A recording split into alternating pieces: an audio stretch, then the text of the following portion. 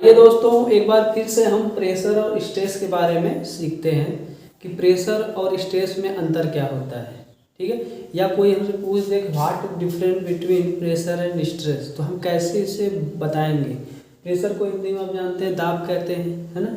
Stress को क्या कहते हैं, प्रतिबल कहते हैं। ठीक, तो हम जानते हैं प्रेशर क्या होता है, पहले समझते हैं प्रेशर होता क्या है। ठीक है, तो एकांक क्षेत्रफल पर लगने वाले आंतरिक प्रतिरोधी बल को हम क्या कहते हैं, दाब कहते हैं। आंतरिक प्रतिरोधी बल को क्या कहते हैं, दाब कहते हैं। हम जानते हैं दाब को हम स्मॉल पी से डिनोट करते हैं। स्मॉल पी बराबर क्या होता है बाबू, आपका एक्सटर्नल फोर्स। एक्सटर्नल फोर्स बट्टे आपका जो एरिया होगा, क्रॉस सेक्शनल जो एरिया होगा। ठीक, अच्छा, एक्सटर्नल फोर्स कैसा होगा, वो नॉर्मल होगा। इसीलिए कभी कभी प्रेशर को हम क्या कहते हैं, नॉर्मल फोर्स बट्टे क्रॉस सेक्शनल एरिया बोला जाता है। ठीक, तो नॉर्मल मतलब क्या होता है, परपेंडिकुलर। नॉर्मल फोर्स होता है क्या, परपेंडिकुलर। परपेंडिकुलर का मतलब क्या हुआ कि अगर मान लीजिए कोई बॉडी है, ठीक, यह बॉडी है, इस पे जो फोर्स आप अप्लाई कर रहे हो, एक बात याद रखना, जो प्रेशर होता है उसमें फोर्स को अप्लाई किया जाता है। ऐसे फोर्स आपका अप्लाई किया है, इस सरफेस पे ऐसे अप्लाई किया जाता है। इसके लंबवत अगर लग रहा है तो उसे हम नॉर्मल फोर्स कहेंगे। ठीक है, और ये कहाँ क्या होगा, आपका बाहर से लगाया जाएगा, क्या, एक्सटर्नल होगा। ठीक, ये बात आपको समझ में आ रही होगी सर। ठीक है, तो आपका जो प्रेशर होता है उसमें जो फोर्स लगता है क्या है, एक्सटर्नल लगता है। ठीक, अच्छा, जैसे आपका ये मान लीजिए कोई आप एक बॉटल है, ठीक है, इसमें जो वाटर है, वाटर क्या कर रहा होगा, इसकी जो सरफेस होगा, इसकी जो आपकी सतह है उस पर आपका लंबवत काज कर रहा होगा। इसी में आप क्या कहते हो, पास्कल का नियम भी पढ़ते हो ना, किसी अगर स्टैटिक फ्लूइड में, है ना, स्टैटिक फ्लूइड में जो आपका फोर्स लगता है उसकी सतह के क्या होता है, परपेंडिकुलर होता है। ये सब चीज़ें आप समझ पढ़ते हो ना, इसके क्या होता है, हमेशा लंबवत लगता है, याद ये रखना है। ठीक है, अब बात करते हैं हम स्ट्रेस की।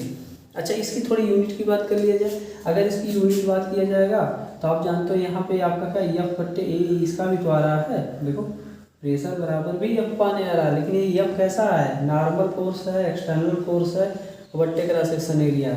इसकी अगर यूनिट होगी क्या हो जाएगी, फोर्स का यूनिट आपका आ जाएगा आपका न्यूटन, और एरिया का आपका मीटर स्क्वायर। इसका भी न्यूटन मीटर स्क्वायर आया, या इसको आप क्या कह सकते हो, पास्कल कह सकते हो। क्या कह सकते हो, पास्कल कह सकते हो, क्योंकि आप जानते हो 1 न्यूटन पर मीटर स्क्वायर बराबर होता है 1 पास्कल। इसके लिए मैंने एक यूनिट कन्वर्जन नाम से वीडियो बनाया, वहाँ काफ़ी डिटेल से बातें की है यूनिट को कैसे कन्वर्ट करते हैं। ठीक है, अच्छा, अब हम स्ट्रेस की बातें करते हैं थोड़ा सा।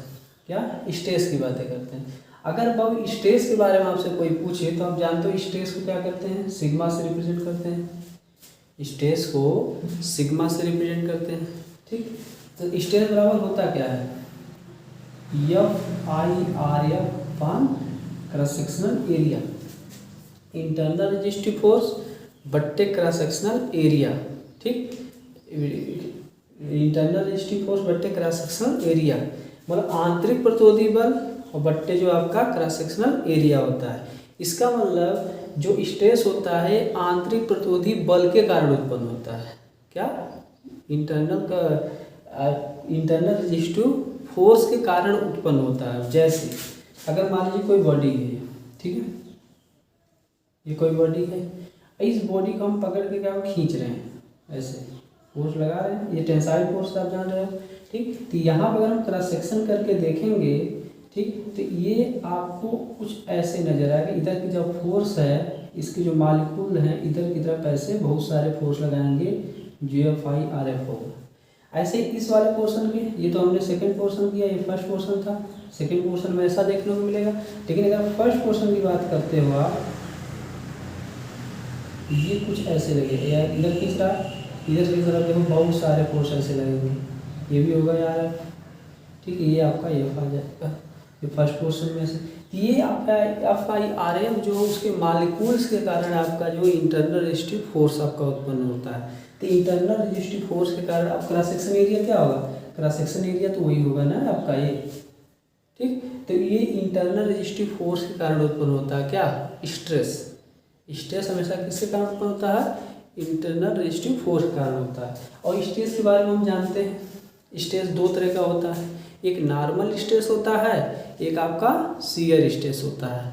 इसका मतलब क्या हुआ सर, इसका मतलब ये हुआ बाबू, जैसे ये कोई बॉडी है, मान लीजिए सॉलिड बॉडी है, इस सॉलिड बॉडी पे अगर ऐसे फोर्स लग रहा है, ऐसे फोर्स यानी इसके जो प्लेन है यानी जो सरफेस है, इसके अगर लंबवत लग रहा है, ठीक, तो इसके कारण जो इस बॉडी के अंदर स्ट्रेस जनरेट होगा उसको हम नॉर्मल स्ट्रेस कहेंगे। क्या कहेंगे, नॉर्मल स्ट्रेस कहेंगे। अगर इसी बॉडी को पर ऐसे फोर्स लग रहा है, ऐसे फोर्स लगने का मतलब क्या हुआ, इसकी जो ये सरफेस है ऊपर की उसके पैरेलल लग रहा है, ठीक है, तो उस फोर्स को हम क्या कहते हैं, शियर स्ट्रेस कहते हैं। इसके लिए मैंने क्या किया है, शियर स्ट्रेस नाम से एक वीडियो मतलब बनाया है, उसे आप देख लीजिएगा, आपको सारी बातें समझ में आ जाएगी। स्ट्रेस के टाइप होते हैं, उसमें भी कई टाइप होते हैं, उसको भी वहाँ पे बताया गया, बहुत डिटेल से बनाया है, लगभग 30-40 मिनट का, ठीक है। अच्छा, तो ये बात आपको समझ में आ गई, ठीक। अच्छा, यहाँ पर अगर मैं बात करूँ कि यहाँ पे जब भी ऐसे सिग्मा बराबर लिखा जाता है या phi alpha cross sectional area, तो यहाँ एक भाषा लिखी जाती है। क्या लिखी जाती है बाबू, कि FIRF इज लेस देन और इक्वल टू P लिखा जाता है, ठीक। तो इन इक्विलिब्रियम पोजीशन अगर साम्य अवस्था की कंडीशन होती है तो FIRF P के बराबर हो जाएगा। अब कहोगे सर P क्या है, P बाबू एक्सटर्नल फोर्स होता है। क्या होता है, एक्सटर्नल फोर्स होता है जो बाहर से अप्लाई किया जाता है बॉडी पे, बाहर से बॉडी पर अप्लाई किया जाता है। तो अगर इक्विलिब्रियम पोजीशन होता है तो यही फार्मूला आपका आता है, सिग्मा बराबर P/A हो जाता है, या कुछ किताबों में इसी को F/A भी लिख देता है, ठीक। तो वो साम्य अवस्था की कंडीशन में होता है। क्या होता है, साम्य अवस्था की कंडीशन में होता है। अच्छा, अगर आप ध्यान से देखो यहाँ पे, तो इसका अगर यूनिट के बारे में बात किया जाए तो ये भी आपका बल है, बल का मात्रक आपका न्यूटन होता है और बट्टे मीटर का स्क्वायर, ये भी पास्कल में आएगा, ये भी पास्कल में आएगा।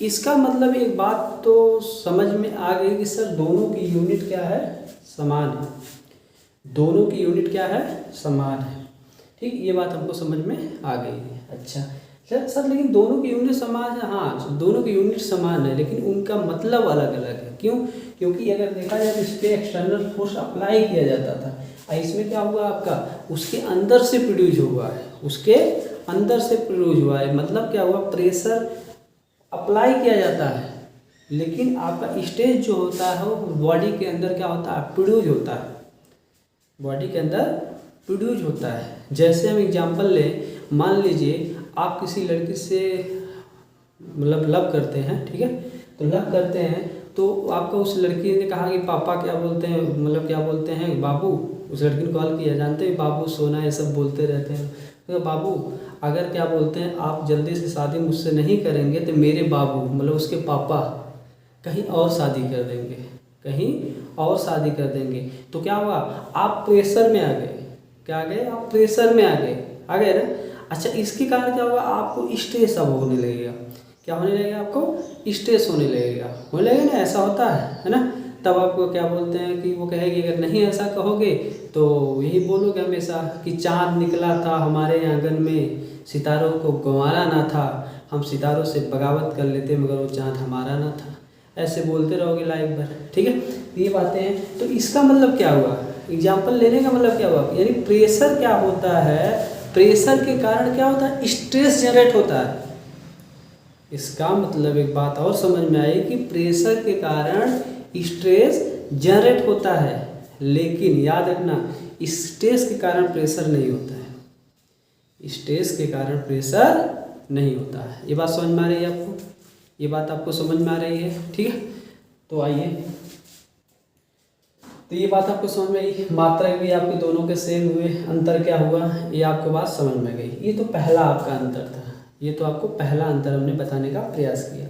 और एक बात याद रखना क्या, देखो जैसे कोई पाइप होती है, पाइप में आपका क्या होता है, फ्लूइड आपका फ्लो हो रहा होता है, पाइप में फ्लूइड फ्लो हो रहा होता है। तो फ्लूइड क्या करता है, उसकी सतह पे क्या करता है, स्ट्रेस लगाता, प्रेशर लगाता है। फ्लूइड क्या करता है, उसकी सतह पे क्या करता है, उसकी सतह पे दाब लगाता है, और दाब के कारण क्या होता है, उस जो आपका उसका मटेरियल है उसके अंदर स्ट्रेस जनरेट होता है, क्या स्ट्रेस जनरेट होता है। और आप जानते हो जो पाइप होती है ना, उसकी जो एक निश्चित स्ट्रेंथ होती है। स्ट्रेंथ का मतलब क्या हुआ कि स्ट्रेस को बियर की उसकी एक निश्चित क्षमता होती है। अगर अप्लाई किया गया प्रेशर के कारण जो स्ट्रेस प्रोड्यूस हुआ है उसकी वैल्यू ज़्यादा हो जाती है, तो वो क्या हो जाता है, पाइप वहाँ से फेलोर हो जाता है। फेलोर मतलब फट जाता है, फेलोर मतलब फट जाता है, इस बात को आप जानते हैं। इसीलिए मैंने एक वीडियो और बनाया है आपका यूट्यूब पर ही, स्ट्रेस वर्सेस स्ट्रेंथ, यानी इस प्रतिबल और स्ट्रेंथ में अंतर क्या होता है। वहाँ पर मैंने बताया है आपको कि जो स्ट्रेंथ होता है उसका मान क्या होता है, कांस्टेंट होता है किसी बॉडी के लिए, बट स्ट्रेस की वैल्यू आपकी घटती बढ़ती रहती है, क्योंकि वो प्रेशर पे और एरिया पे क्या करती है, डिपेंड करती है। वहाँ बहुत डिटेल से बताया, आप एक बार ध्यान से देख लीजिएगा, ठीक है। तो ये बात आपको समझ में आ गई होगी शायद, ठीक। अच्छा एक चीज़ और समझो, एक चीज़ और समझो, देखो जो प्रेशर होता है ना, मैक्सिमम ऐसा देखा जाता है, कॉमनली जनरली ऐसा होता है क्या, वो फ्लूइड में उत्पन्न होता है। और जो स्ट्रेस होते हैं मैक्सिमम करके वो कहाँ पे स्ट्रेस प्रोड्यूस होते हैं, सॉलिड में। क्या ये अगर सॉलिड है तो इसमें स्ट्रेस आपके उत्पन्न होते हैं, और दोनों स्ट्रेस उत्पन्न होते हैं। कौन, तो नॉर्मल स्ट्रेस भी और शियर स्ट्रेस भी। लेकिन आप तुरंत कहोगे सर हमने तो हाइड्रोलिक्स में भी पढ़ा था, शियर स्ट्रेस होता था वहाँ पे, न्यूटन लॉ ऑफ विस्कोसिटी वाले में नहीं पढ़ा sir, tau equal to mu d o upon d y, या mu equal to mu d five upon d t, ये तो हमने पढ़ा। हम कहेंगे हाँ बाबू ऐसा तो होता है, मैंने कब कहा नहीं होता है। फ्लूइड में भी शियर स्ट्रेस होता है, क्योंकि जब उसके, आप जानते हो फ्लूइड जब फ्लो करता है तो उसकी सतहें क्या होती हैं, सतहों के बीच में क्या होता है, आपका शियर स्ट्रेस जनरेट होता है। ये बात मैंने आपको बताया, ठीक। तो ये पहले वाला अंतर आपको समझ में आया कैसे कैसे क्या होता है, ठीक। अच्छा दूसरी बात क्या है, दूसरी बात क्या है, अब इसकी हम बात करेंगे क्वांटिटी, कैसी क्वांटिटी, ठीक। तो अगर वो प्रेशर देखा जाए तो कैसी क्वांटिटी है, स्केलर क्वांटिटी।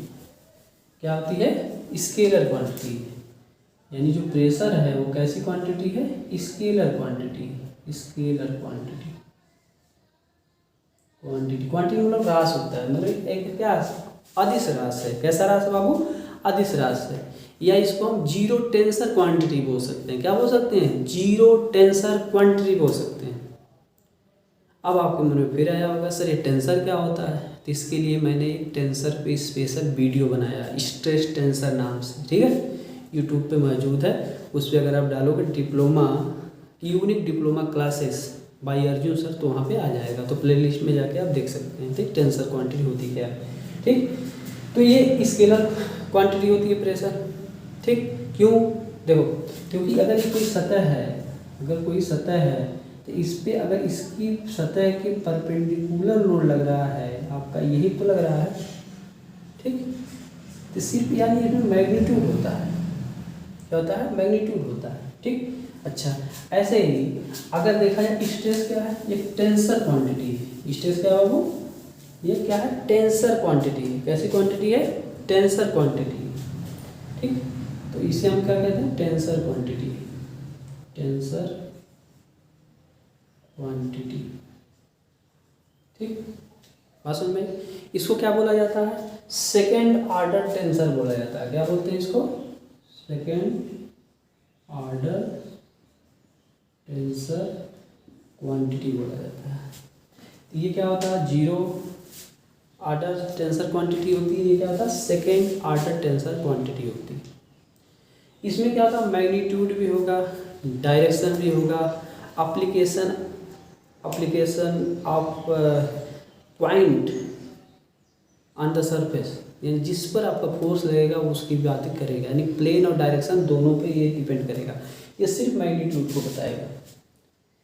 स्ट्रेस जो होता है प्लेन और डायरेक्शन दोनों को मतलब क्या बोलते हैं कि मतलब डिनोट करता है। टेंसर आप पढ़ोगे तो आपको पता चलेगा, जैसे दिखा देते हैं, जैसे कहीं पे आप सिग्मा एक्स दिखा हुआ पाओगे, तो ये वाला एक्स आपका प्लेन को दर्शाएगा। प्लेन कौन सा है, एक्स प्लेन है, वाई प्लेन है, जेड प्लेन है। ये आपको क्या डायरेक्शन को बताएगा।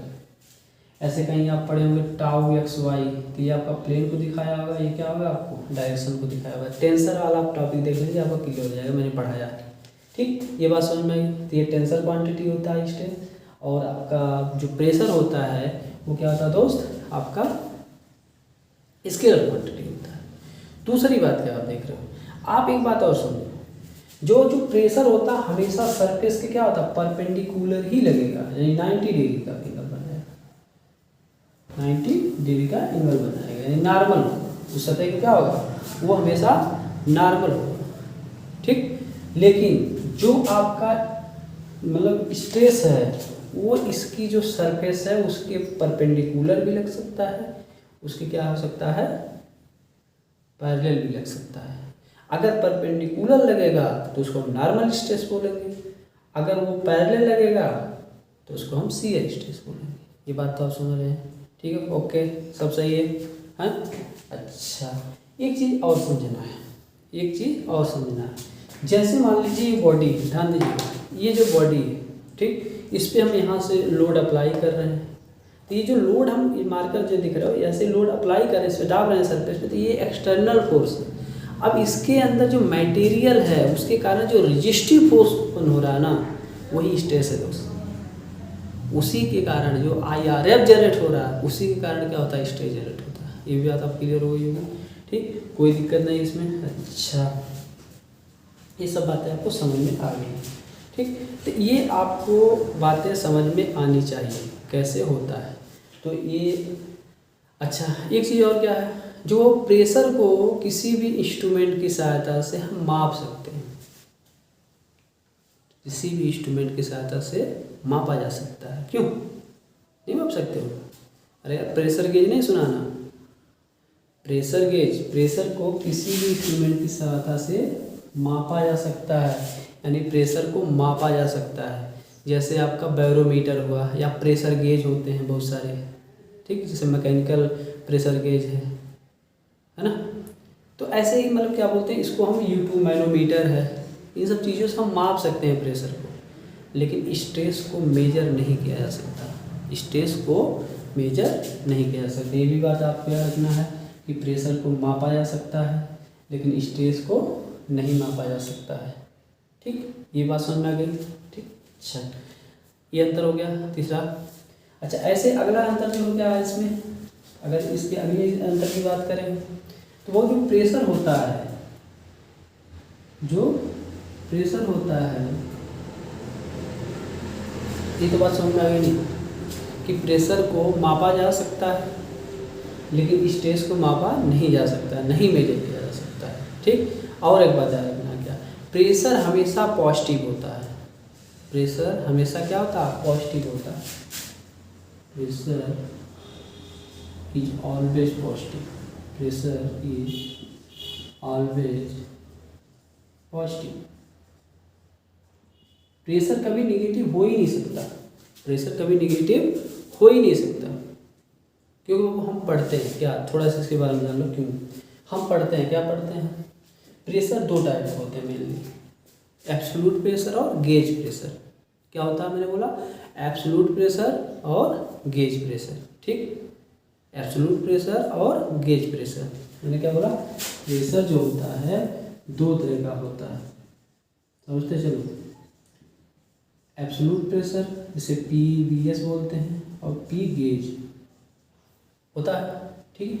और PABS जो होता है, एब्सोल्यूट प्रेशर जो होता है वो होता क्या, PATM यानी atmospheric pressure plus minus P gauge, plus minus P gauge. अच्छा, गेज प्रेशर दो तरह का होता है, एक पॉजिटिव गेज प्रेशर होता है, एक निगेटिव गेज प्रेशर होता है, एक पॉजिटिव गेज प्रेशर होता है, एक निगेटिव गेज प्रेशर होता है। अब थोड़ा इस चीज़ को समझिएगा, यही बना देते हैं। जैसे मान लीजिए हम बनाए, ये आपका एब्सोल्यूट जीरो प्रेशर है, ठीक है, यहाँ से मान लो PATM की लाइन है, ठीक। अगर कोई प्रेशर मान लो यहाँ A पॉइंट पर है, आप देख रहे हो यहाँ से यहाँ तक क्या हो, PATM है, ठीक। और अगर मुझे एब्सोल्यूट प्रेशर निकालना है तो ATM में आपका ये क्या है, ये गेज प्रेशर है, ये क्या है, ये गेज प्रेशर है, ठीक। तो अब अगर पॉइंट यहाँ पर है तो PATM, ये लाइन आपको PATM को दिखाएगी, तो यहाँ से यहाँ तक जो होगा अपने PATM में PABS बराबर होगा जो एब्सोल्यूट प्रेशर आएगा PATM और प्लस हो जाएगा क्या, वो P गेज। तो अब देखो ये भी प्लस आया नहीं, प्लस आया, यानी PABS का मान क्या आएगा, प्लस में आएगा, PABS का मान किस में आएगा, प्लस में आएगा ना। अच्छा, अगर मान लीजिए कोई पॉइंट हम बी यहाँ पे लेते हैं जिसको हम निगेटिव प्रेशर बोले, गेज प्रेशर में बोला दो तरह का होता है, ये गेज प्रेशर आया था, ये गेज प्रेशर था। अब यहाँ पे बी पॉइंट पे है गेज प्रेशर, लेकिन ये एटमॉस्फेरिक प्रेशर से कम है, नीचे देखो डायरेक्शन भी नीचे दिखा दे रहे हैं, ठीक है ना। अब इसके लिए जब PAVS निकालोगे आप, ध्यान से देखना बाबू, हर चीज़ आपका कंफर्म करते हैं। अब अगर निकालते हो आप यहाँ पे PAVS इसके लिए, तो आप बताओ क्या होगा। अरे यार यहाँ से यहाँ तक क्या है आपका PATM है, ठीक। अब देखो प्लस ब्रैकेट में -PG होगा, गेज प्रेशर निगेटिव हो गया ना। तो बताओ हल करोगे तो इसको क्या आएगा, PAVS बराबर PATM -PG नहीं होगा। इसीलिए बोला जाता है PAVS बराबर PATM ± PG। आप मुझे बताओ कि यहाँ पे देखने से चित्र से ही पता चलता है कि जब PATM ज़्यादा है तो ये P गेज आपका जो होगा क्या घटाओगे तभी तो मिलेगा यहाँ से लेके यहाँ तक, बोलो। तो बताओ पॉजिटिव नहीं आएगा, PATM में से घटा रहे हो तो हमेशा पॉजिटिव भी तो आएगा। इसलिए कहा जाता है कि जो प्रेशर होता है यानी एब्सोल्यूट प्रेशर जो होता है एक तरह से वो कभी निगेटिव नहीं होता। बात मेरी समझ में आ रही है। ये कहो ज़्यादा सुटेबल रहेगा कि मतलब जो आपका एब्सोल्यूट प्रेशर होता है कभी निगेटिव नहीं होता है, एब्सोल्यूट प्रेशर कभी निगेटिव नहीं होता है, ठीक। अगर कोई कहे कि मतलब प्रेशर कभी निगेटिव नहीं होता तो तब समझ जाना मतलब क्या बोलते हो एब्सोल्यूट प्रेशर की बात कर रहा है। बात में समझ में आई, ठीक। हमेशा मतलब एब्सोल्यूट प्रेशर में ही लिखा जाता है ना, ठीक। अच्छा अब हम बात करते हैं क्या कि मतलब स्ट्रेस के बारे में। तो देखो जो स्ट्रेस होता है वो पॉजिटिव भी होता है और निगेटिव भी हो सकता है। स्ट्रेस क्या हो सकता है, पॉजिटिव भी हो सकता है और निगेटिव भी हो सकता है, ठीक। स्ट्रेस जो है वो उसकी वैल्यू पॉजिटिव भी हो सकती है और निगेटिव भी हो सकती है। आपका वो कैसे सर, इसको भी समझाइए। देखो जैसे आपकी कोई बॉडी है, इस बॉडी पे आपका क्या है टेंसाइल फोर्स लगा हुआ है, ठीक। इस समय अगर स्ट्रेस निकालोगे तो F ये पॉजिटिव आएगा। लेकिन यही बॉडी है और इसी बॉडी पे कंप्रेसिव फोर्स आपका वही लगा हुआ है ये आपका, ठीक। तो अब अगर स्ट्रेस निकालते हो F तो निगेटिव आएगा, बोलो, क्योंकि ये कंप्रेसिव फोर्स कारण है, ये आपका टेंसाइल फोर्स कारण। बोलो ये बात समझ में आई, ये बात समझ में आएगी, ये पहले बताओ हैं। तो शायद आपको ये बात समझ में आ चुकी होगी कि जो आपका प्रेशर होता है वो पॉजिटिव कैसे होता है और आपका जो स्ट्रेस होता है पॉजिटिव निगेटिव कैसे होता है। लेकिन एक बात मैं इसमें सम्मिलित करूँगा, हमेशा याद रखना कि एब्सोल्यूट प्रेशर कभी भी निगेटिव नहीं होता है। यानी यहाँ पे प्रेशर की बात करने मतलब पॉजिटिव का मतलब वो एब्सोल्यूट प्रेशर की बात कर रहा है, ठीक है। यहाँ से समझ तो ये डिफरेंस आपको समझ में आ गया होगा, ठीक। तो आज के लिए इतना ही, अगली वीडियो में मिलते हैं। लेकिन आपसे एक गुजारिश के साथ कहेंगे कि आप क्या करिए, चैनल को सब्सक्राइब कर लीजिए, लाइक कर दिया करिए, शेयर भी कर दिया करिए, है ना, जिससे और लोग मुझसे जुड़ें और मुझे मोटिवेशन मिले इस चीज़ से। कमेंट भी कर दिया करिए अच्छा लगा कि नहीं लगा, है ना। तो मतलब क्या बोलते हैं हम और वीडियो बनाएंगे और आपको जो समझ में नहीं आता इससे समझ में आ जाएगा, ठीक है। Thank you.